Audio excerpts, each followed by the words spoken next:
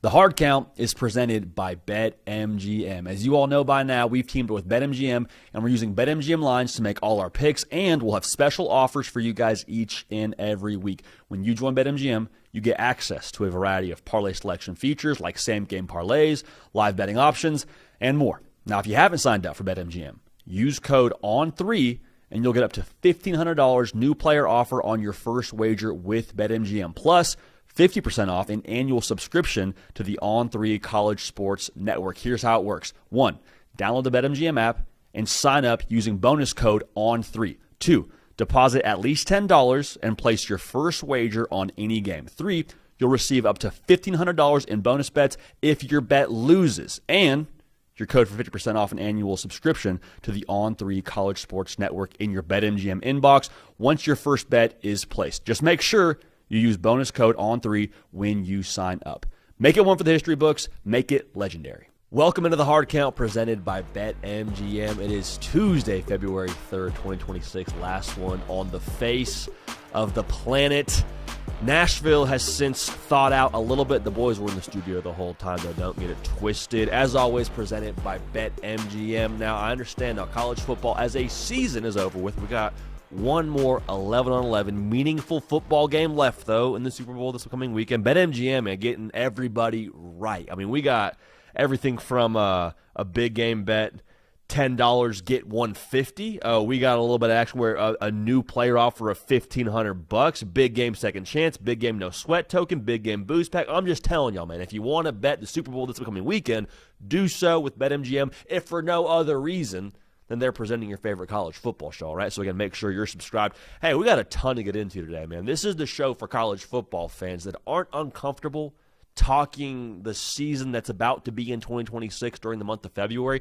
I want to do this for every show going forward here, every Tuesday, rather, for the first Tuesday of each month. Things we're comfortable saying now definitively relative to the 2026 season, okay? So we'll dip our toe in that pond here today, and those will get a little bit more spicy and definitive here every single month, progressing all the way to us calling our shot for the 2026, whatever year it is, 2026 season now with our conference winners, international championship winner, obviously. Before we get to that, though, let's start with a top 10 list here, as we've been known to do over the course of this part of the year to this point. Today I want to go through the top 10 coaches in college football right now. Now, important disclaimer here. I mentioned right now and emphasize right now to draw at this point, it's not best resume so far. It's not who's got the most wins at this point in their career actively. It's who's the best coach in college football right now. I'm unofficially drawing from a sample size of the last 3 years, so you'll hear me mention that a little bit over the course of this segment. But let's jump right in, man. Starting at number 10, Alabama's Kalen DeBoer, mentioning the last 3 years. He's got a top 5 win percentage over the last 3 years.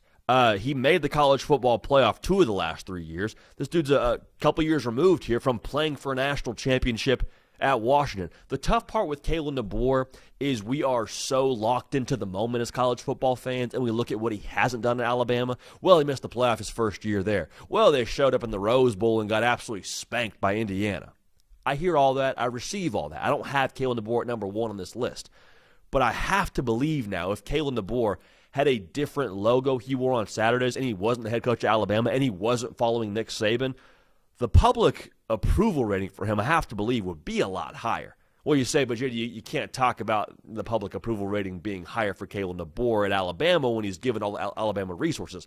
I understand all that, but when you just look at what Kalen DeBoer has done over the course of the last 3 years in college football, I think he stacks up there with the best of them, and the only reason people feel a funny way about him is he's following, again, Nick Saban and coaching that logo that we've accustomed to seeing in national championship games, winning the SEC, and all that in between. So not giving a number 1 nod, but as of right now, I still believe Kalen DeBoer, with making the playoff each of the last or 2 of the last 3 years with different teams too, I think he's a top 10 coach in the sport. Feel pretty good about saying that. At number 9, Texas A&M's Mike Elko. Jay, just a little bit too high for Mike Elko. I mean, he made the playoff last year. Good for him. Lost the first game in the playoff. I mean, what has he really done?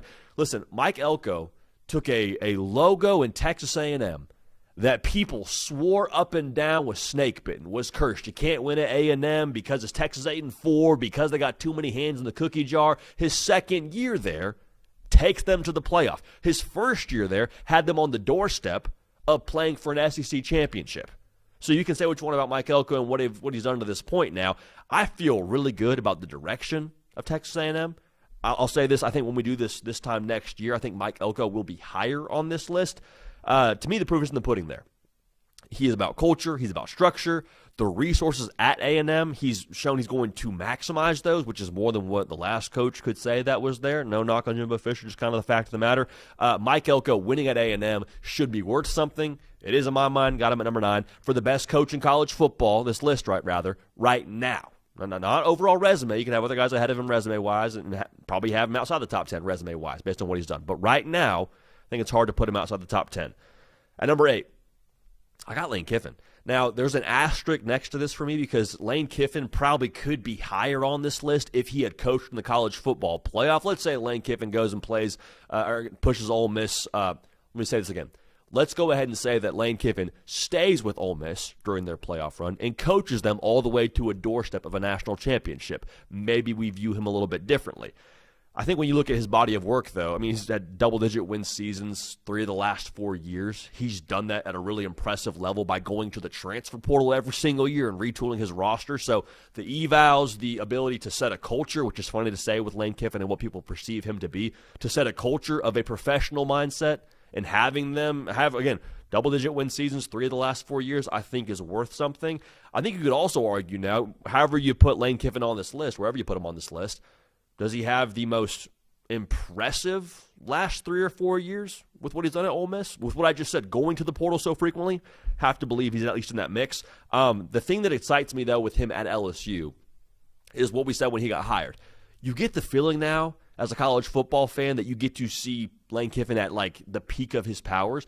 Not that what he did at Ole Miss was not something he could have recreated year in and year out, but there is a much wider net to shoot into when it comes to the ability to acquire talent at a place like LSU than there is at Ole Miss. If for no other reason people see the LSU logo and think something different about it than you did the Ole Miss logo. I'm not here to bash Ole Miss. Those are just kind of the facts of the matter. So for me, Lane Kiffin at number 8 on this list for best coaches in college football right now.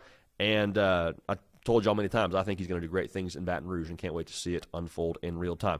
At number 7, you got Steve Sarkisian. But, JD, they missed the playoff. But they went 9-3. But they lost to Florida. I hear all that. Even with that being said, Steve Sarkisian has been in 2 of the last 3 seasons arguably a play away from playing for a national championship. Go back to 2023. A final play to Adonai Mitchell in the red zone against Washington. If they complete that pass in the back of the end zone and walk that thing off, they're playing Michigan for a national championship. Then in 2024, talk about the Ohio State game.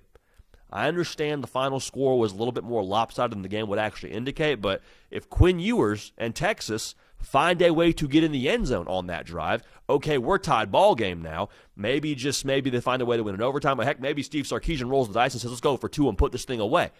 I'm just saying now, I understand last year kind of blurs our picture of Steve Sarkisian and how good Texas has been since he's been there, but they've been right there a couple of times. Now, right there doesn't get you anything in the world of college football, but it just, on this list, puts you at least in the top 10. I also think that the way that they underachieved last year relative to everyone's expectations, Steve Sarkisian included, is going to make for some really good things here in 2026.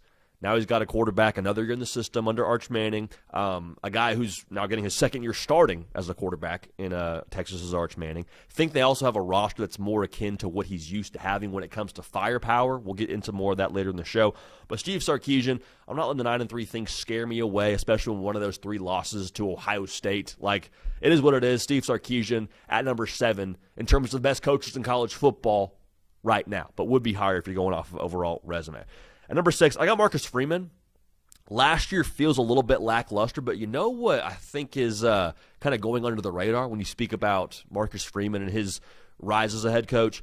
One is that he's never been a head coach before getting the Notre Dame job, which I think in itself deserves some attention.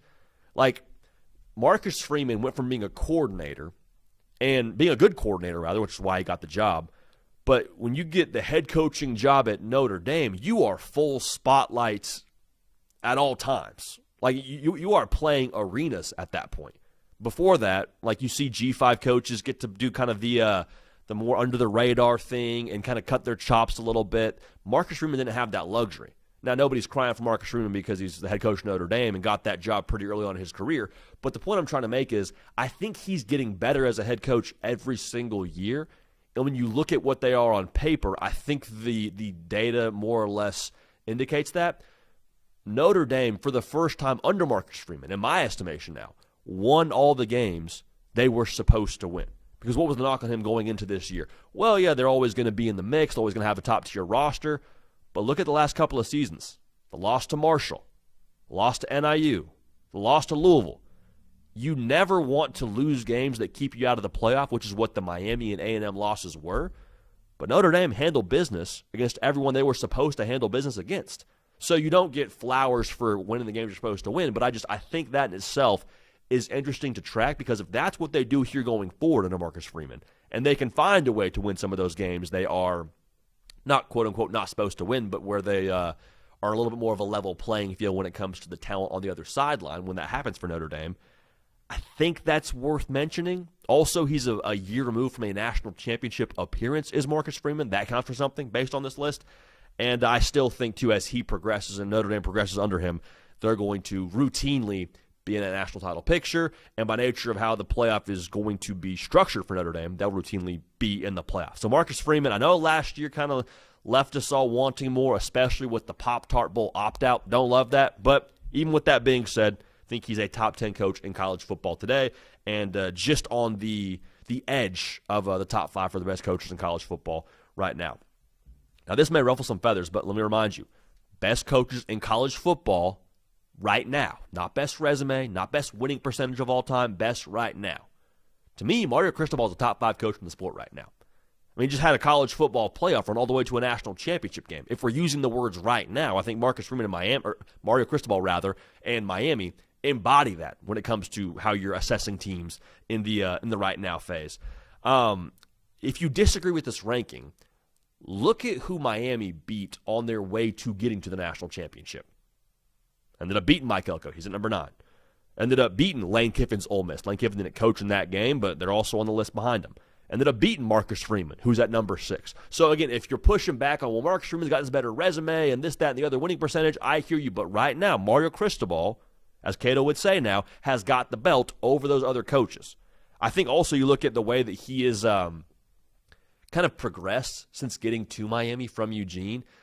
It wasn't a ready-made situation when Mario Cristobal pulled up there.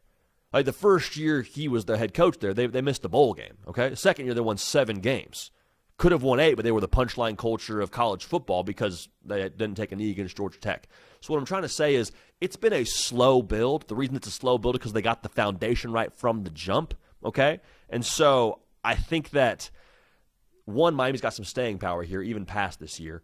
2, a big reason why I have Mario Cristobal where he is on this list, I just think he does a lot of things well outside of just wear the head coach name tag. Like, if you're a head coach in college football, the CEO part of it is a non-negotiable. But Mario Cristobal and his staff, they crush it when it comes to the evals. Like, everyone praises the Carson Beck edition and what he was in the college football playoff for them and the way that he, kind of revitalized his football image. But nobody talks about Keelan Marion, the big hit he was. Keontae Scott through the portal. Nobody was talking about Keontae Scott in the preseason. C.J. Daniels. People had forgotten about him after his Liberty season when he went to LSU and did virtually nothing. Like, this Miami staff under Mario Cristobal does a great job finding guys for their system. So the evaluator part of it, I think, is massive for Cristobal. Also, the way that he's able to just kind of be a psychologist for this football team. We talked about it a lot during their playoff run, but you know how easy it would have been for a lot of those dudes that transferred in for Miami for that season to just kind of hang it up and start thinking about the NFL draft or wherever they're going to transfer to after the season, after that loss to SMU. Because you're staring down the barrel still of a couple of games that could on paper have been losable for Miami. To be able to circle the wagons, rally the troops, keep belief locked in, keep the guys that were new to that program locked in, I think that's a culture thing. I think that's a Mario Cristobal thing when it comes to instilling the culture. So the national title appearance obviously is a big reason why he is where he is on this list, but I think his role in getting them to the national title game, too, has to be spoken to with him being a top 5 coach in the sport right now. So now we get into this top 4. And I feel pretty strongly about all 4 of these guys in terms of their positioning. Dan Lanning is number 4 for us on this list. He's got a top 3 winning percentage in the sport over the course of the last 3 years. And he's one of those guys where maybe it's an Oregon thing with just how much flash they have with the uniforms and also their lack of traditional success or lack of elite success with winning national championships with having not won one yet. But, man, I think he's next up to take a bat to punchline culture. Every single year they improve in terms of how far they get into the college football playoff. Before it was like they're knocking on the door of winning a conference title. They lose against Kalen DeBoer in the Pac-12 title game. Woe is Oregon. They can't win the big game. Then they go beat Penn State in the Big Ten championship. Okay, cool. Check that one off the list. You go get embarrassed by Ohio State. It is what it is. The next year, though, you go win not 1 but 2 games in the college football playoff. Didn't win the conference title, neither here nor there, but you advanced further to the semifinals of the college football playoff. I think it's a matter of time before this guy wins a national championship. I really feel that way. He's also done it with different things around him. I've done it with 2 different quarterbacks. Going to do it now here with a couple of different coordinators, I believe. Same thing was said about him, or about Marcus Freeman is true about him. He's only been a head coach for 4 years. He's 48-8 as a head coach in college football. This guy's still figuring some things out, still getting better. So while all the big game talk about how they get blown out in the playoff against Indiana and blown out against Ohio State, you got to be better there. I'm not dismissing that or saying that's not a conversation to be had with Dan Lanning, but he's going on his 5th year doing this, man. Took Kirby 6 to win a national title. Took Ryan Day 6 to win a national title. It may take Dan Lanning 5 years. We'll see what happens there. But I think if you're getting your tweets off about Dan Lanning and not being built for the big game and all this, that, and the other, I'd be very careful to die on that hill. Me personally, top 4 coach in the sport right now. At number 3, I got Ryan Day. Y'all, he's one more national championship away from being number 1 on the resume list, I believe. I think it's a real conversation between him and Kirby Smart at that point in time. He's won 90% of his games the last 3 years. 90. That stat does not match up at all with the conversation you hear people having in the college football world about Ohio State and Ryan Day and what he hasn't accomplished. And I understand now at a place like Ohio State, you're always going to grade it on the curve of winning national championships. You sign up for it when you commit to that school or you sign the contract to be a coach there. I get all that. But, I think we sort of dismiss how elite he truly is at being a head coach in college football. And 90% of his games in the last 3 years, dude. That is unbelievable. And it kind of reminds me now of, the conversation that was had about LeBron James early on in his career. It's just well, he hasn't won this many titles. Well, he is not Michael Jordan. Well, he stacks up this way against Kobe Bryant. And I'm yes, comparison's a part of sports. I get that. But can we not just acknowledge in a vacuum right now this dude is one of the best doing it? This dude is elite. And also say, similar to LeBron James, I will be surprised if time isn't really kind to Ryan Day over the course of his career. I think he's going to win another national title. I think he's going to continue to stockpile talent at Ohio State. I think the conversation around Ryan Day, as inflammatory as it can be at times because of where he's coaching at, I think that time's going to be real kind to Ryan Day, and I think he'll be higher on this list here in the future. But as of right now, top 3 coach in the sport. Don't think it's even up for discussion, quite frankly. Now at number 2, I got Kirby Smart. You're saying, JD, tell me best coach in the sport right now. That's the discussion right now. What has Kirby done for me lately? Well, outside of winning 2 SEC championships each of the last 2 years, the conversation in this list with Kirby Smart is kind of like how you assess a college GPA on a resume. It's not everything. It's not what matters the most to me, but we'd be idiots to not at least factor it into this discussion. And also I want to go back to those 2 SEC championships. He won those 2 SEC championships with different quarterbacks and 2 very different teams. The common denominator in Georgia's success over the course of the last decade or so is Kirby Smart. Make no mistake about it. So go to the last 2 teams. The first SEC title he had in 2024 of those 2 was with a quarterback who led the SEC in picks, all right, had a receiver room that led college football in drops, and had a run game that was virtually non-existent. To put it kindly, it was minimal, all right? All of those things existed, and Kirby still found a way to win the SEC that year. Okay, that's great. This past year, first-year starting quarterback in Gunnar Stockton, okay, a defense that was, undependable, to put it kindly. Found their rhythm towards the end of the year, but they were spotty on that back end. Go watch the Tennessee game, go watch the Ole Miss game the first time around, and Kirby Smart is just bootstrapping this thing with this team and finding ways to win games. So two very different teams. Also, last year's team was like 80% first and second year players. This is the only coach now that's had a bye each of the 2 years of the college football playoff expanded format in existence. He's had a bye both years. You're saying JD hasn't won anything. I understand that. I hear that. But again, if you're going to tell me Kirby Smart's not a top 2 coach in the sport, we're going to go to the mat about that one because I think the data and I think the wins and the accolades proves as such. Now, number 1 on this list, the best coach in college football right now, keywords right now, is Curt Cignetti, dude. It's Curt Cignetti. He took a team that had 3 wins before he got there. Made them a playoff team in 1, made them a national title team in 2. What else do you need to have said right there? We're not talking about Alabama, we're talking about Miami, not talking about Texas, we're talking about Indiana. A basketball school in the minds of most sports fans. And Curt Cignetti made him a national champion in 2 years. There is not a lot else that needs to be said about this guy. He's revolutionized the way that we view roster building in college football. You have everybody now reconsidering, well, should we go production over talent? Should we go maybe a little bit more focus on age in college football? I'm just telling you, the guy has cracked the code. He is a one of one. A lot of people will try to find their own Curt Cignetti in future coaching cycles. There's one of them in existence, man. I'm just telling you that. Now, I don't know that they're going to reel off national championship after national championship over the course of the next 5 years. Like, if they won 4 of the next 5, I think that would surprise everybody.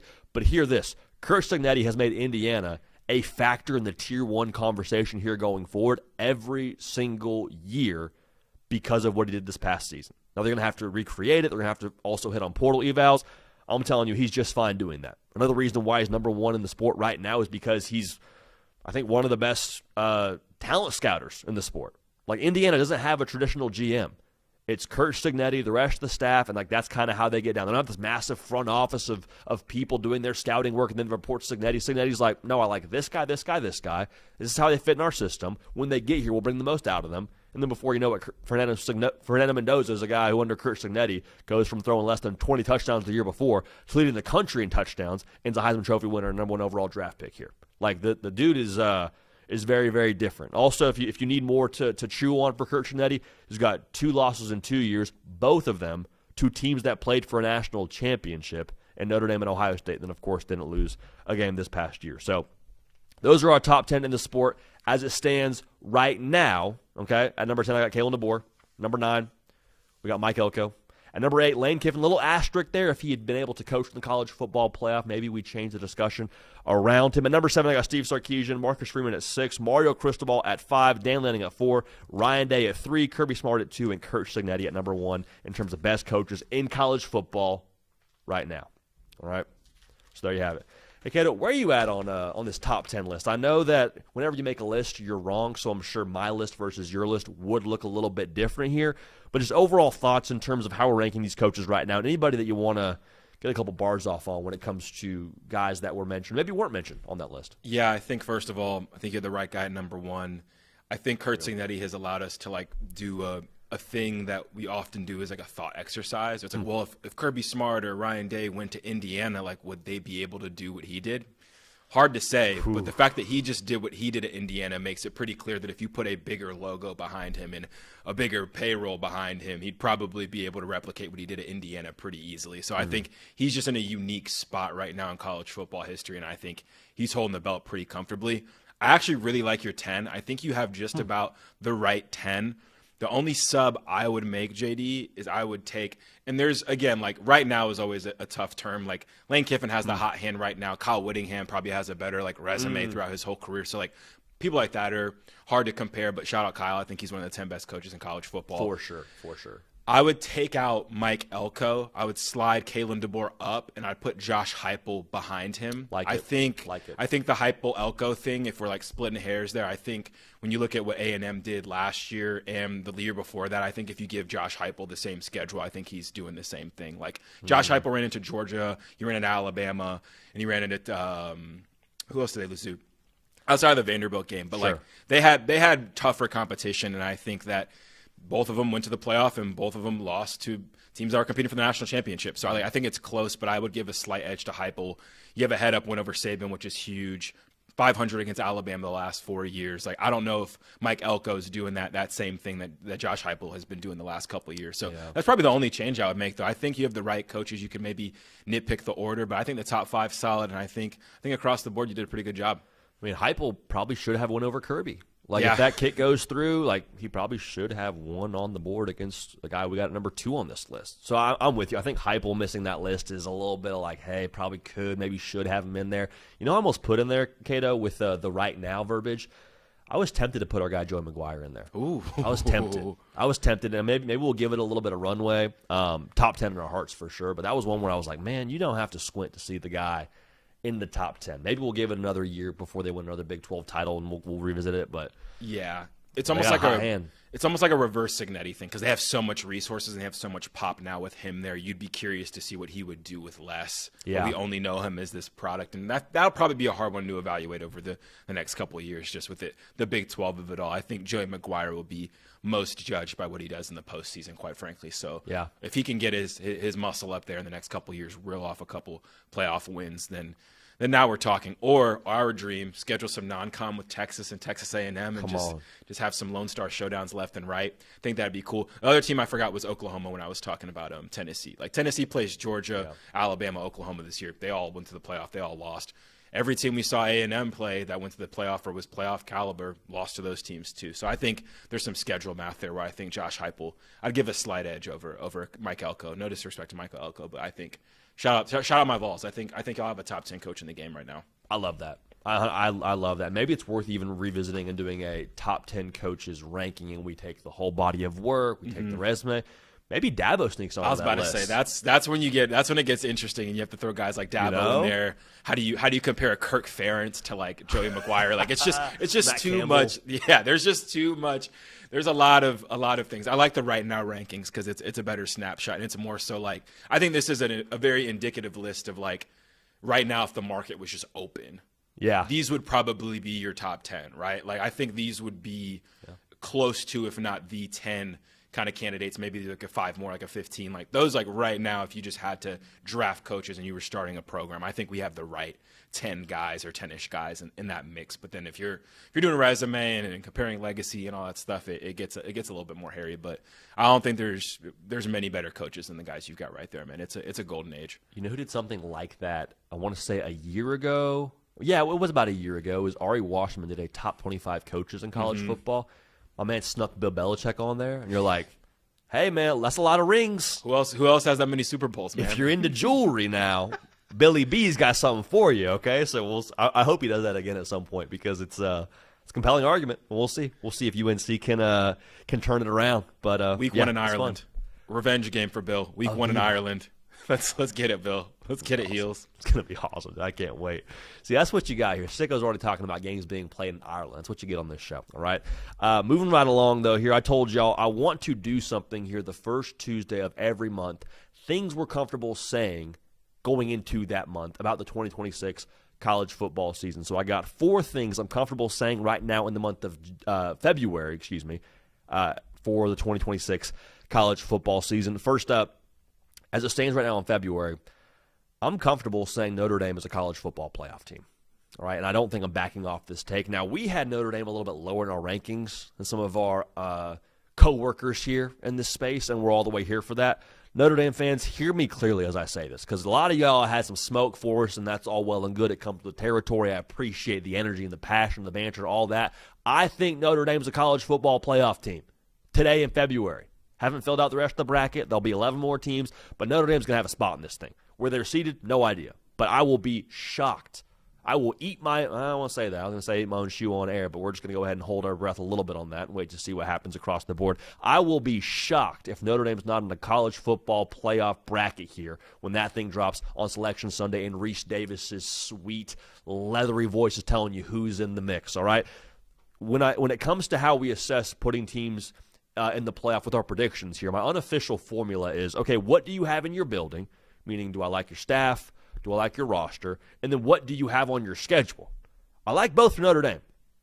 I like both. Like, I think Notre Dame now is in this unique situation where everyone assesses them in terms of like where they would be if they were in the Big Ten or the SEC, because they're like a P4 team, but they're not in a P4 conference. I'm just telling you, Notre Dame's house, regardless of neighborhood, is Tier 1 status, in my assessment. Right? In my now, I missed the running back room a little bit. I would like to have some margin and some grace from the good folks out there in the social media and media world before we just crown Notre Dame as the best offense in college football. They ran the ball 55% of the time last year. And you lose not one, but 2 stud running backs, one of which in Jeremiah Love, who is a freaking weapon for you in the pass game as well. I digress. So as much as I would like to see some more from that before I tell you they win the whole darn thing, as we see here in the month of February, C.J. Carr and the way that he popped last year, granted the competition wasn't like creme de la creme, but the way that he popped last year, I think should be really exciting for Notre Dame fans, because the thought going into the year was like, is it Carr? Is it Menchie? And also we're like, hey, everything else around Notre Dame is good enough to go make the college football playoffs. They got a guy at quarterback. They should be in good shape. Well, you got a guy at quarterback, and you missed the playoff because the system is screwed up, and you lost to A&M and Miami. But like C.J. Carr now going into next year, another year in Mike Denbrock's system, you should be really excited about that. The TD to interception ratio, the way he's going to progress here, you'd like to think with even more weaponry around him, with Quincy Porter and Mylan Graham in the mix now, 2 5-star cats transferring over from Ohio State at the wide receiver spot. You should feel pretty good about that, right? So that's a big part of this equation to me. O-line, D-line driven program is what Marcus Freeman says. I think that's real. I still trust that going into next year. Marcus Freeman wakes up in the morning, gets a fresh lineup, I have to believe, every single day, and then he just starts breathing and eating defense. Like, that is what he is. That is what Notre Dame is, okay? So I'm never going to question the defensive side of the football as long as he's the head coach. So for those keeping track, love line of scrimmage, love the defense, love the quarterback, feel good/optimistic about the weapons, feel great about the offensive system. There's a lot to like with Notre Dame. So that in a vacuum, regardless of your conference, regardless of your schedule, you should feel pretty good about. But the reason why they're a playoff team in the month of February for us, you look at the rest of the schedule, like it's going to be a whole lot of R-rated stuff for Notre Dame this year, dude, if you're watching them on TV. Like, my daughter's going to be, close to 2 years old. I'm going to say, hey, babe, Notre Dame's playing. You gotta get out of the house and go get some fresh air, or go spend some time with mom. This isn't a game you can watch. It's going to be ugly. 11 of the 12 teams that Notre Dame's going to play on their schedule, like, they're just going to be definitively better than roster-wise. Like, the one game you circle is like, okay, that'll be a good game. From a roster comparison is Miami. Like, BYU's going to be scrappy because it's BYU, but, like, look at Jimmy's and Joe's for both sides. Notre Dame is going to be in a better position in that spot. Now, not saying they can't still lose that game on the road. It's Kalani Sitake. Like, they're going to be a very, very difficult out, so hear me clearly. But, like, in terms of just talent, Notre Dame's going to be better than 11 of the 12 teams they play. And so there's that, paired with the reality. Now, if you're Notre Dame, we have changed the college football playoff structure to where if you finish inside the top 12, you are in the dance. No discussion about this bid, that bid, conference. Like, you are in the dance if you are ranked in the final 12 of the college football playoff rankings. And I'm here for that. But just like, hey, a little bit of caution here. A little bit of caution. 10-2, I don't know, is going to make you feel great about getting into the college football playoff. Like, last year should feel like a pretty good example of that. But I think there's some thought out there that 10-2 is going to be good enough most years to get you in the college football playoff. Ask Vanderbilt, it's not. Ask Utah, it's not. Virginia played for a conference title. They were 10-2 in the ACC. It's not good enough. So you have to make sure you leave no doubt and take what last year was as just like, that's the rules to the game now. I know they changed the playoff structure and we're top 12 we're in. Just like, understand that's not something I would bank on as being your reasoning to make the college football playoff. So you probably have like a 1-game error level of margin here. But here's the thing that I feel excited about with Notre Dame going into 2026. Another reason why I feel pretty good about them in the month of February. Notre Dame, over the course of Marcus Freeman's time there, has had this quiet critique. At times it was a louder critique, especially after they lost this kind of game. Notre Dame now, last year, while you lost to A&M and Miami, you beat everyone else that you're supposed to beat, which is not something we could have said about Notre Dame the last couple of seasons prior to 2025. Because before that, what do you have? The NIU loss. Year before that, you have what? The Louisville loss. Year before that, what do you have? The Marshall loss. Like, all teams that should not be beating Notre Dame based on what they have on their roster versus what Notre Dame has on their roster. And so my point in all this is Marcus Freeman as a head coach, I think the way that he's progressing, the way that he's getting better, it's a reason to be excited if you're a Notre Dame fan. Because Marcus Freeman got the job at Notre Dame without having been a head coach anywhere in college football. Like the comparison I made it earlier in the show for those all tuned into the full deal, it's as if you're a musician and you're playing dive bar after dive bar, and like that's kind of how you're cutting your teeth. You're kind of getting your mistakes out of the way. You're kind of figuring out your sound and how you do things. And then if you're Marcus Freeman, you didn't get the chance to play dive bars. It's like your first gig, you're playing the Staples Center. Your first gig, you're playing State Farm Arena. Like you were on the grandest of stages right away, being a head coach in college football as Notre Dame's head coach. You don't get to coach a G5. You don't get to coach FCS. Like you are in it from the jump. And so while he's done a phenomenal job as the head coach of Notre Dame over the course of his career, I don't think it's irresponsible to think that in year 5, Marcus Freeman is going to be a better head coach than he was in year 4, 3, 2, and 1. So that excites me about Notre Dame. I think if that's the thought process, you would like to think Marcus Freeman and the winning the games you're supposed to win trait will carry over here into 2026. So it's only February, but as of right now, I feel very confident saying that Notre Dame is going to be a college football playoff team, and I don't think it's really all that controversial when it comes to what the Irish are in 2026. All right? Moving right along. In the month of February, I feel pretty confident saying that whether you think Arch Manning is going to be awesome in 2026 or you still aren't sure and you want to sell your stock entirely, you think he's about to be an absolute flop like some folks in the media said a year ago prematurely, you're more than within your right to say that. Like as of right now here, whatever you think about Arch Manning is absolutely fair. And last year, I want to rewind the tape a little bit. We said even before the Ohio State game, hey, give it a second.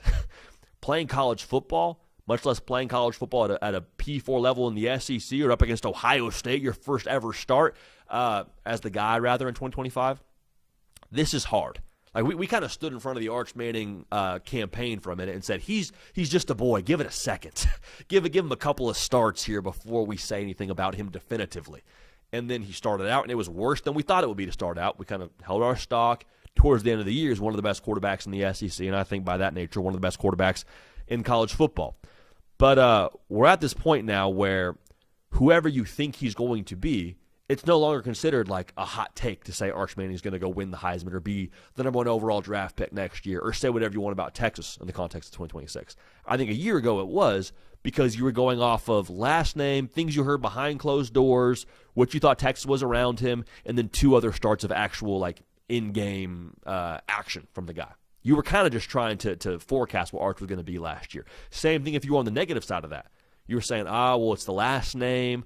You were probably just bitter because your team didn't land him as a recruit. All those things. That's no longer on the table. And so the thing that I think is maybe validating or going to validate whatever take you have about Arch Manning is we're no longer talking about a guy his first year in college football starting. He's had some time to marinate, like I've mentioned now. He's marinated, and then if you're on the positive side of the Arch Manning takes, he's shown some promise to give you reason to have a positive take on him as a quarterback in college football. Like you've seen him now in the Cheez-It Citrus Bowl. You saw him against Texas A&M. You saw him against Mississippi State do big numbers. Like there's a lot from Arch Manning now to where you actually have what I just said, in-game action to draw from to form your opinion. Whereas before, that wasn't the case. You had 2 starts, and both of those starts weren't against like elite competition when it came to Arch Manning going into the 2025 season. So the reason why I'm high on Arch Manning, though, I love what's around him. And I've said that a couple of times, but I want to say it again.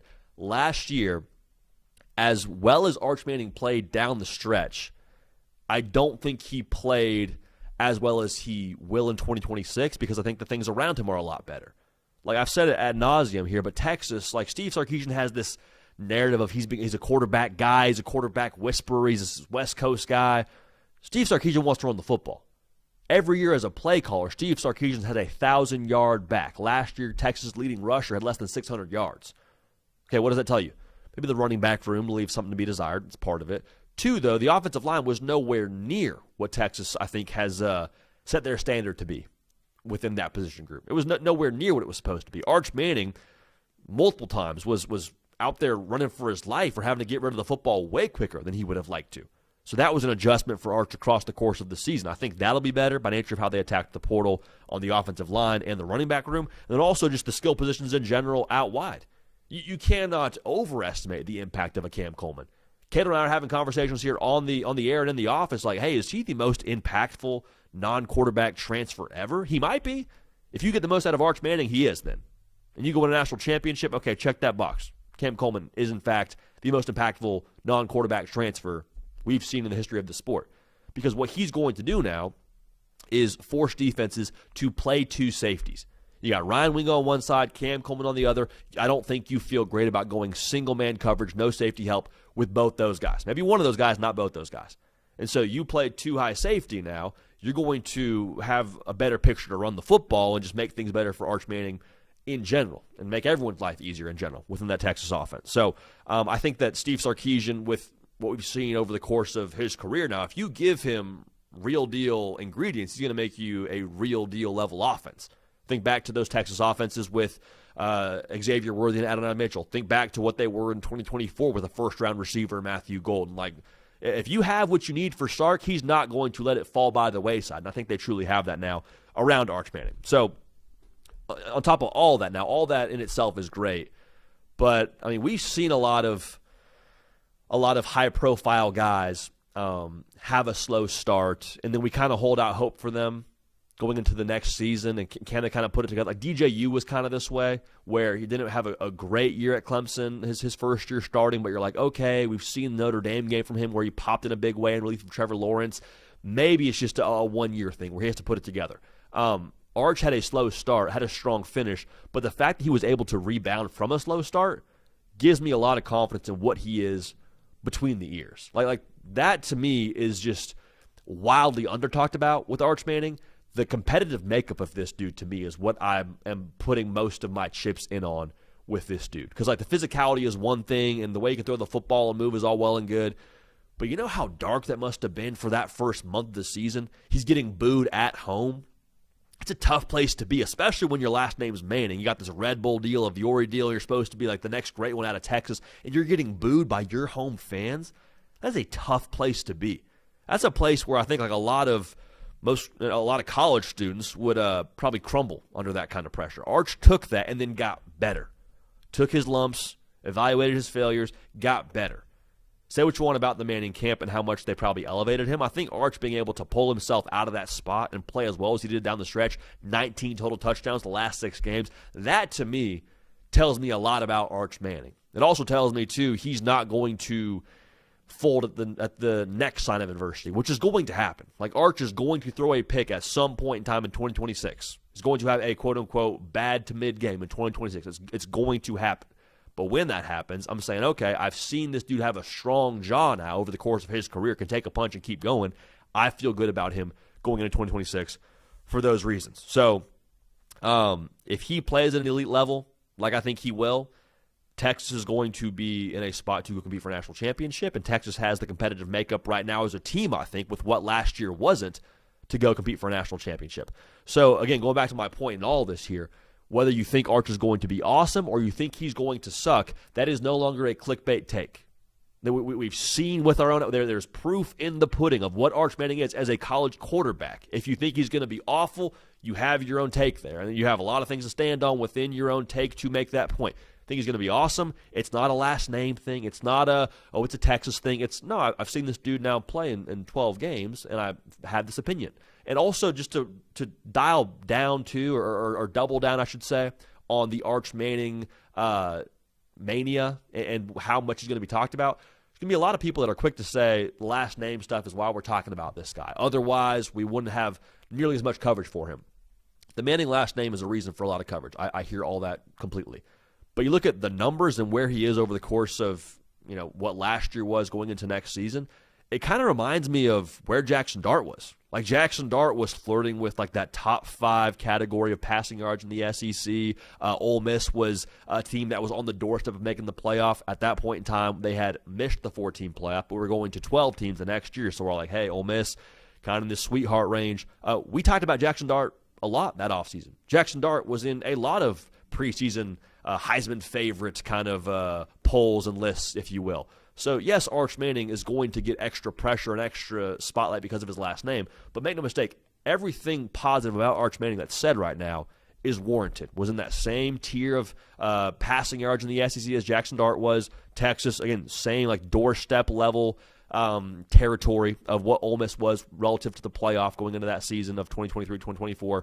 Just hear me clearly. All the praise is warranted as much as whatever your criticism is of Arch to this point in time. At this point in the calendar, which is, of course, February, but at this point now, I feel very comfortable saying whatever your take is on Arch, it's more than warranted at this point in the college football calendar. Third thing I'm most comfortable saying in the month of February relative to the 2026 college football season, y'all, I'm very, very slow to say playoff or bust for any given team because I think the regular season is still what's made college football special. I think that winning a national championship is phenomenal. Making the playoff is almost something we've become too infatuated with. Y'all, for USC, it is playoff or bust. It's playoff or bust. And we have been the program across the college football media space. Been drinking the Cardinal and Gold Kool-Aid a little bit. We've been high on the Trojans. We've liked their offseason moves. Even going into last season, we're like, hey, just keep an eye on USC. We had them as a 9-win team before the year started, which is exactly what they finished with. Y'all, it might have been nearly game by game in terms of the games they won and the games they lost with how we were down in USC. Last year was the setup year. You've checked that box. 9-3 is no longer good enough under Lincoln Riley. You cleared that bar. And going back to what last year was supposed to be, we said it multiple times. Hey, just go prove the arrow is pointing up under Lincoln Riley. Because the 6 wins has got people feeling away. The finish to the bowl game, finding a way to beat A&M has got people feeling excited. But like, go prove this is actually going somewhere under Lincoln Riley. You did that last year with 9 wins. Your second year in the Big Ten. You did that, all right? You also now proved you got the offense back on track with Jaden Maiava. Because go back to last offseason. Miller Moss wasn't the guy. Has Lincoln Riley lost his touch? You brought in this guy, Maiava from UNLV, and he looked good at the end of last year, but still threw a lot of picks. Like, what's up? He balled out in a very real way to Jaden Maiava. 3,700 yards. The offense was absolute gasoline last year. Mekhi Lemon won the Biletnikoff Award. Like, there's a lot to be excited about. Okay, check that box. Defense held up. Held up in a big way under Danton Lynn. Now enter in Gary Patterson. Can you keep progressing that way? Most importantly, found a way to win close games. Using the regular season as our only sample size for this. USC was in 3 one-score games. They won 2 of them. Check that box. Find a way to win close games. So all the setup stuff happened, right? All the show me this is going somewhere stuff happened last year for USC. But y'all, like, I keep saying this, and maybe because I grew up in Southern California, this is how I feel, but I think this is probably how the college football public should feel on this. It's USC. It's never going to be good enough to win 9 games. Or at least it shouldn't be. Promise you this, the people out there on campus at USC, people in that building in Los Angeles, they're not cool with missing the playoff and being a team that flirts with the playoff every other year. Like, it is a proud brand, a proud tradition at USC. They expect to be in the playoff every single year. And so now, after you've cleared that 9-3 bar of, okay, we're setting it up, that's what this year is about. Okay, so there's a lot of reasons to feel that way outside of the USC brand. You got a year 3 quarterback in Lincoln Riley's system.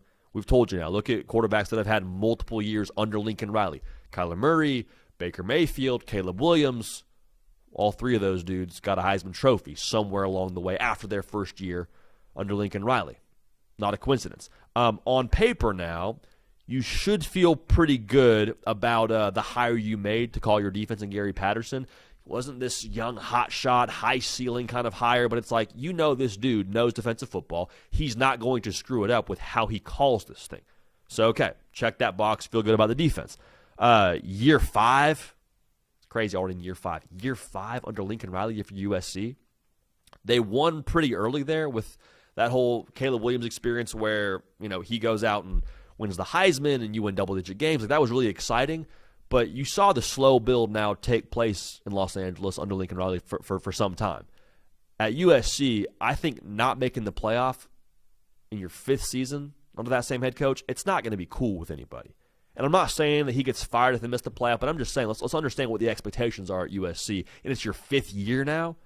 It's a show me something year. It's not a create good vibes or you know, show me this thing is going somewhere like it was last year. Like, this is a Go bring me back something of substance here, Lincoln Riley. USC. It's year 5. Got to deliver now. Got to deliver. So the path to making that happen is steep relative to their schedule, not unworkable. First thing you got to do, win the games you're supposed to win. All right, so we got to beat Rutgers here, USC. We got to beat everyone else in the Big Ten that we feel like we have a better roster than. Make no mistake about it. But I think for the most part, it's going to be a 5-game schedule for USC to get to the college football playoff. You got to have a winning record. Oregon, Washington, at Penn State, Ohio State, at Indiana. Better way to distill that down, if you just protect the Coliseum, you're in the college football playoff. You got to win 3 of those 5 games. Oregon, Washington, and Ohio State are all at the crib. I know asking you to beat Oregon and Ohio State in the same year is asking a lot, but you're going to have home field advantage for both those games. I mean, Penn State, not unwinnable. At Indiana, we'll see what they're under. I think they have the best coach in college football right now in Kurt Cinetti, but they're going to lose a couple of key pieces, more than a couple of key pieces from last year's national title run. Like USC, the path is there. It's not this situation where we'll sit here this time next year and say, well, look at how hard the schedule was. That's not an excuse anymore. You're in year 5. You got a year 3 quarterback. There is no more excuses at USC. So the good news I will say for USC fans relative to who you have running your program, we sat down with Lincoln Riley around this time last year, and one of the questions I had going into that interview was, does he get it's USC? Like does he get what that logo is, what that place is, what the Coliseum is when it's rocking? Reggie Bush, Matt Leinart, Lendale White, Lynn Swann, Carson Palmer. Does he get what that place expects and is about? It's not just palm trees and in and out. After sitting down with him for 8 to 10 minutes, he kept mentioning what this place is, what this place expects, USC and the brand, all those things. I was like, okay, I think he gets. I don't think he's out to lunch when it comes to what USC is in terms of their place in college football history and what it expects to be. That made me feel good. The other thing I'll say is nobody's cool with 9 wins because it's USC, but on top of all that, now you just locked up the number 1 recruiting class, okay? That wasn't a small investment. Now, I am not downplaying the importance of relationships or energy given on the trail or GM Chad Bowden the way that he got after. We have an interview with him on this channel as well. That dude is all business all the time. Understand, though, there is resources now being poured into USC that I don't think were the same as what they were a couple of years ago. It's time to go do it, USC. It is time to go do it. So it is playoff or bust in 2026. We were high on USC last year, so go win 9 games, take some market share in the Big Ten, go prove you're going somewhere. It's no longer about creating good vibes and pointing the arrow up. It's about going and actually winning something, i.e. making the college football playoff. That is the only metric for success in USC in 2026 for my money. All right. So, Kato, we've talked a lot about USC over the course of, these last college football season. They were a fun watch. Maava was awesome. What's your take on USC when it comes to taking that next step here in 2026 and being a team that can make the playoff and actually go handle some real business and not just be a team that we're talking about? Can you get the defense right? Can Lincoln Riley get the offense right? Are they actually going to be a team that can go and take something here in 2026, and what would that take? Yeah, I think – forgot to unmute my own mic.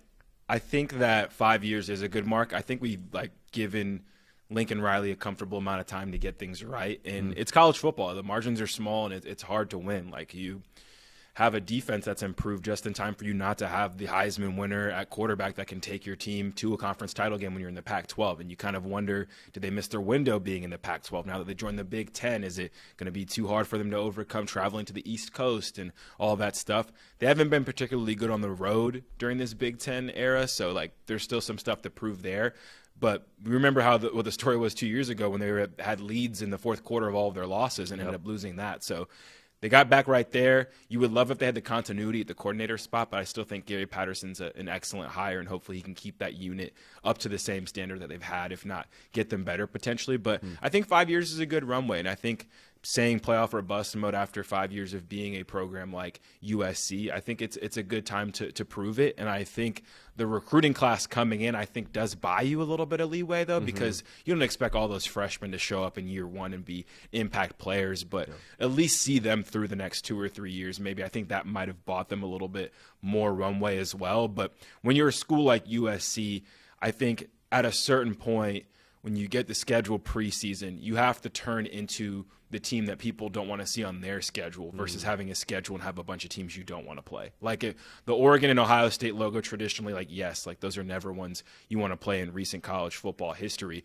But now Indiana's a logo that no one wants to see in the Big Ten, and that was not a thing 2 years ago. So if you're USC, you now have to put yourself in the position where people are like, damn, we got to go to USC and play them. Like, that's what the history is. That's what the tradition is there. So that's why the standard and the urgency is a little bit more picked up. But 5 years, I think it is time for them to get to the postseason. And I think their recruiting class might buy them some time there too, because if it does end up being another 9-win season where you don't make it to the playoff, it's like, hey, we still have all these 5 stars in class. Like, let them develop. Let me see this through. Give me 2 or 3 more years. So I think they have a little bit of a leash, but 5 years I think is always a good mark, especially in modern college football where coaches are getting fired left and right. I think that gives a coach like Lincoln Riley a good amount of time to set up what he's got to set up, and you just got to hope it all comes together at the same time. It's hard, man. It's the offense, the defense, the special teams, the travel, the comeback wins, the holding on to leads.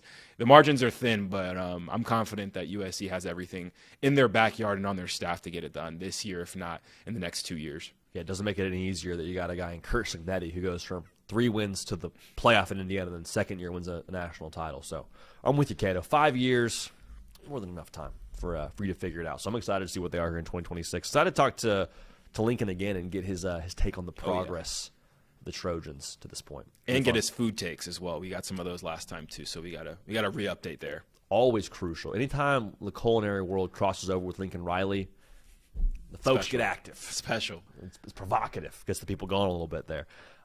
Last thing I am most comfortable saying here in the month of February before heading into the 2026 season, there's a lot going on in the SEC. Lane Kiffin and LSU are going to be a wagon, I think, here. Their first year in Baton Rouge. I think Alabama, while there's some discussion about where the roster is, I'm never counting out Kalen DeBoer. Josh Heupel's a wizard. I mean, we talk about Texas, Steve Sarkisian, A&M, and Elko. The SEC, hear me clearly, the SEC goes through Georgia until it doesn't. Until it doesn't, it goes through Georgia. Well, JD, but what if they won when they get to the playoff? We'll get to all that in a second, but speaking of just the SEC, man, Georgia has won the SEC each of the last 2 years. It'd be different if it was like, well, they just got this generational talent at quarterback, or they got this generational, force on defense. Those 2 conference championships have looked very different for Georgia each of those last 2 seasons. Like most people now, given the cards that Georgia had, would have had an excuse. But it's, hey, look, our quarterback tied for the league lead in picks, man. We can't win with that. We have a receiver room leading all of college football in drops. I got a team that's built pretty much of first and second year players. 80% of my roster, 80% of my dudes are first and second year players. So I'm not supposed to win. Kirby Smart sees your excuses and doesn't care. Like Kirby Smart is that dude you see at the gym who's lifting in jeans.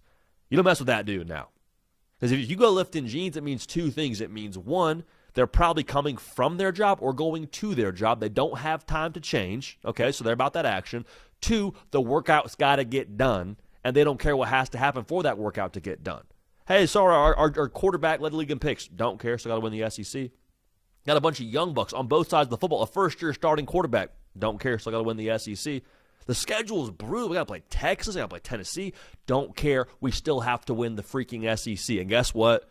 That dude who works out in jeans, who's one of the best coaches in college football, probably number 1 in terms of resume rankings in college football, won the SEC for the 2nd year in a row. Even with all the excuses anyone and everyone could have given them, and maybe it would have been fair, doesn't matter. Kirby Smart and the common denominator for Georgia's success, they're going to continue to be the common denominator and the standard for success in the SEC until I see someone say otherwise. Okay? Like we talk about the hard to kill thing for Georgia.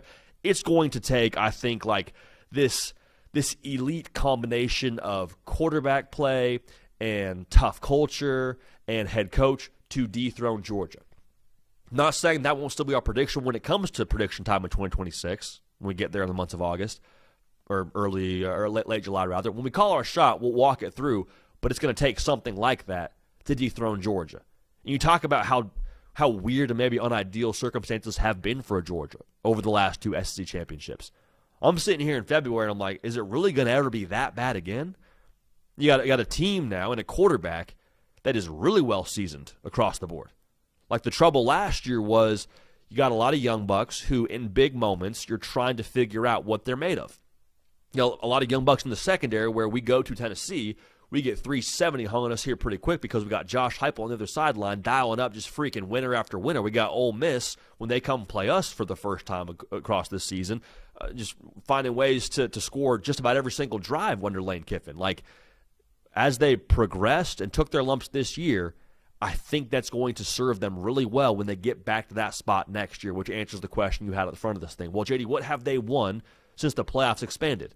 Well, again, they've won a bye each of the 2 years the playoffs expanded, which shouldn't be taken lightly. 2, just because they haven't won a playoff game in those 2 instances, I'm not selling any stock on Kirby Smart. I don't think anyone in their right mind should do so either because of what I just said. They did it last year with a bunch of first and second year players. You don't think Gunnar Stockton's going to get better staying in the same system with the same coordinator going into his second year as a starting quarterback in college football? If they go to the playoff again, it'll be his 3rd playoff game he's starting. You don't think he's going to improve? You don't think that those young bucks that had a couple of big MAs or big competitive plays lost against Ole Miss in the playoff don't have something on their mind to go prove that here in 2026? I think you got a seasoned Georgia. I think you got an edgy Georgia. I think you have an experienced Georgia. All those things, to me, paired with the best coach by resume in college football who's won the SEC each of the last 2 years, that to me is enough to say, listen, I love Texas. I love LSU. I love A&M. And I may pick one of those teams to win the SEC, but as we sit here in February, they're going to have to go through Georgia and have something real convincing on their roster, in their culture, on their staff to allow that to be the case. Because many have tried, many have failed, and I don't think that we're at a point now where the burden of proof is on anyone else to make this case against Georgia. Like, if you think it's not going to be Georgia, you are now the one that has to make the point for that. Like, the burden of proof isn't on Georgia, all right? So the SEC goes through Georgia until it doesn't, and I think that in itself should be terrifying for the rest of that conference, all right? So we're some bark boys over here until we're not, as Cato would say. Let's wrap this thing up with our BetMGM quarterback breakdown. We're going through some of the high-profile quarterback transfers to their new destinations, kind of breaking down their game. I will have some film cut-ups for you on my socials, Instagram, Twitter, at JD PicKell, so follow me there. We're just going to kind of talk through some of our findings, though, after watching the film, more or less, on some of these guys. Let's go to Sam Leavitt today, though, from LSU. If you're a college football sicko, make sure you're subscribed. Again, this segment presented by BetMGM, the whole show presented by BetMGM. Make sure you're locked in here. Let us know who you want to see next. And get to all the transfers and maybe even some of the other returning starters across college football as we dive first into this part of the year. We get to slow down, watch a little bit more tape, kind of have some more nuanced takes on some of these guys after the year that was. But Sam Leavitt, man, my non-quarterback comp for him, which I want to do for each of these guys as well. Watching him play football is like listening to the Busta Rhymes part of Look at Me Now. It's just like it's all over the place. It's high energy. It's quick. If you're listening to the song, would recommend the clean version. All right, just for those of y'all that are younger listening. But just like it starts up, and there are so many plays. Watching Sam Leavitt's highlights, if you were just to take the highlights as the learning tool for this. So many plays where he gets to the top of his drop and then does something else after it. Like, very rarely was I watching a Sam Leavitt highlight cut up and seeing him go, got to the top of my 3-step drop, hitch up, throw, ball's out. He can do that for you, but, I mean, the dude is just special with the ball in his hands in space. When the play breaks down, you could argue Sam Leavitt is truly in his element and he's comfortable, right? So, I mean, it's just, again, if you listen to the Busta Rhymes verse from Look at Me Now, this will make a lot of sense. Then I got to shake it, then I got to grab it, then I got to cut all through this. It's just, that's what he is, dude. He's all over the place, high energy, but at the same time now, there is a flow and a script to it and a consciousness to where it's never really out of control. Now, he may be a little bit riverboat gambly here, which we'll get to in a second, but it's never really out of control, and it always seems to result in a positive play more than a negative play when it comes to what he's doing for his offense. And so watching him play, I just kept having to think about this. Like, we put the phrase, or the label rather, dual threat out there kind of casually. I think we need to redefine that. I think there's 2 kinds of dual threats. There is dual threat who is sneaky athletic, can pick up a first down for you on 3rd and 4 with his legs, can maybe make something happen in the red zone for you. And then there's like, oh fudge, dual threat. Sam Leavitt's in the oh fudge category, watching him run the ball when he decides to tuck it, he looks so natural. Like the way that he throws the dead leg out there, there's not a lot of quarterbacks that are moving like him in that department. The make you miss factor, the reckless factor he has to his game when he decides to tuck it and run, it embodies him perfectly. If you're just watching his running cut-ups, the dude, that is Sam Leavitt brand of football. All right, and I think there's people in Baton Rouge that compared him to Jackson Dart for that same reason. There's a certain level of, I don't care about what this does to my body as long as we get the first down. And so if you're a fan and you want to see LSU do good things in the postseason, you kind of hold your breath a little bit. But in terms of the vacuum of that play, if we got to get a first down here, it's 4th and 2, you love that with Sam Leavitt. So that to me gets me excited because you see the confidence he has show up in his game. A great example here is 4th and 2, less than a minute to go against Texas Tech, who ultimately ended up winning the Big 12 and was a college football playoff team, top 3 defense in the country, right? 4th and 2, less than a minute, you're driving, you're down 3. Texas Tech is out there having a field day against everyone else rushing the passer. Arizona State, over the course of this entire drive, went a whole lot of empty. So what are they saying? Sam, go make something happen. Sam, we trust you. In addition to we trust our playmakers to get open, we're saying we want the ball in number 10's hands, whether he's running it or he's throwing it. 4th and 2, less than a minute to go. Right off the bat, decides to sprint out to his right. Now, go back and listen to the press conference. Kenny Dillingham's like, we did not have this called as a sprint out. This wasn't a move the pocket kind of play. That's just Sam being Sam, to quote Kenny Dillingham. Sprints out to the right, moves the pocket, gets the defender on the edge to commit, throws a nice little soft toss to Jordan Tyson, pick up the sticks. Like, that is Sam Leavitt, again, to a T. You want to look up plays that embody him, look up him running the football, and watch that play against Texas Tech where he just says, I'm going to make something happen. For better or for worse, I'm going to make something happen. I'm going to trust my instincts. I trust myself to go make something happen, and that's pretty much Sam Leavitt inside and out. The reason why that's important, we talk a lot on this show about quarterbacks being the starting quarterback versus being the guy. You will never have to question if Sam Leavitt believes he's the guy, just by nature of how he plays the game. That play in itself, we'll never have to question that. Got a big enough arm in and of itself, but I don't feel like he's obsessed with having a big arm, if that makes sense. A lot of times you see these dudes with just cannons for a right arm at the college level, and they just want to show you how hard they can throw it and how fast they can throw it. Joe Milton, a great example of this. Could throw it 90 yards from his knees, but that's a sack in college football. And also, it's really hard to catch a football coming 120 miles an hour at you over the middle when you're supposed to have some touch on it. And if it doesn't have touch, too, is a good chance the linebackers in front of it are going to pick it off.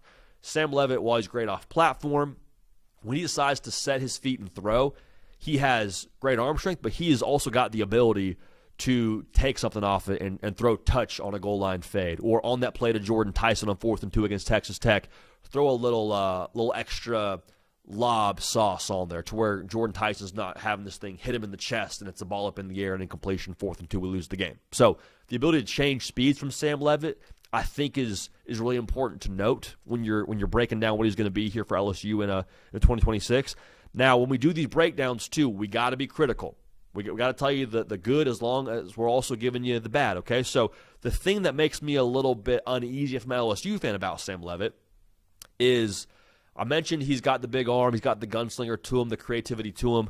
You live by the sword, you die by the sword, okay? So as long as you're cool with Sam Leavitt being Sam Leavitt, there's going to be some plays where that confidence shows up at him trusting his arm too much and trying to make a throw that maybe he shouldn't be trying to make.